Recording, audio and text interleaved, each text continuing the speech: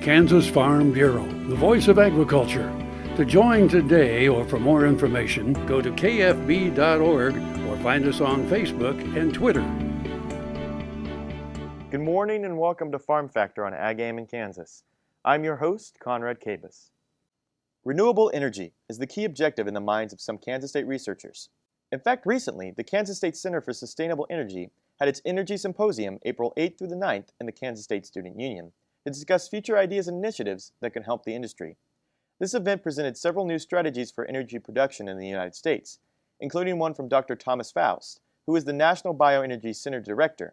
He discussed topics like energy outputs, oil prices, and the Renewable Fuel Standard. Okay, the Renewable Fuel Standard, or the Renewable Fuel Standard 2, that's currently in effect in the United States, there's a lot of controversy surrounding that. Like I mentioned in my previous comment, that was really put in place in late last decade, 2007 to be precise, really based on a perceived urgency at that time to deploy biofuels, especially second generation biofuels, cellulosic biofuels, urgently. And then, again, like I mentioned in my previous comment, now with the all this oil becoming available, a lot of debate about whether it should be changed, whether it should be repealed, whether it should be strengthened to move away from corn grain ethanol, which is predominant biofuel in the United States, to cellulosic, what the volume obligation should be from the EPA. So really, I guess it's fair to say that there's a lot of uncertainty about the RFS2 as it currently stands.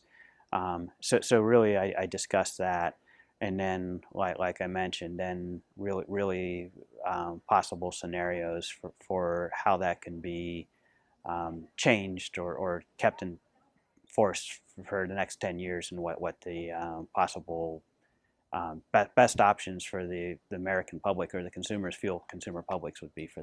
Hydraulic fracturing, or fracking, is the process of drilling and injecting fluid into the ground at high pressure in order to fracture shale rocks to release natural gas inside, with more than 500,000 active natural gas wells in the United States.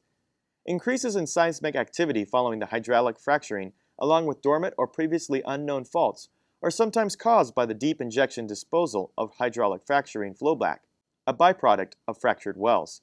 For this reason, hydraulic fracturing is under international scrutiny, restricted in some countries and banned altogether in others. I think the concerns about fracking, as we all know, are about groundwater and what the implications that have, the toxic chemicals that are used in fracking and what the implications of that would be. And then there's, the other controversial that's arising is the increase in earthquakes and seismic activity. And as we crack up these geologic, rock formations, what that has, is it just a short-term kind of a never mind, or is it fairly something significant that we're doing that will have long-term ramifications?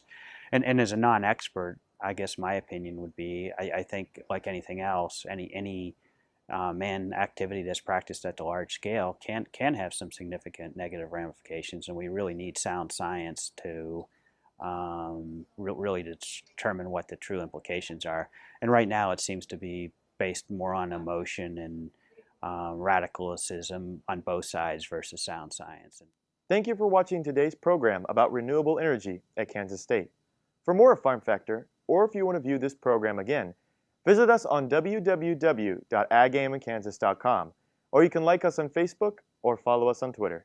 So have a good day with good luck. Closed captioning brought to you by Kansas Soybean Commission. The Soybean Checkoff Progress, powered by Kansas farmers.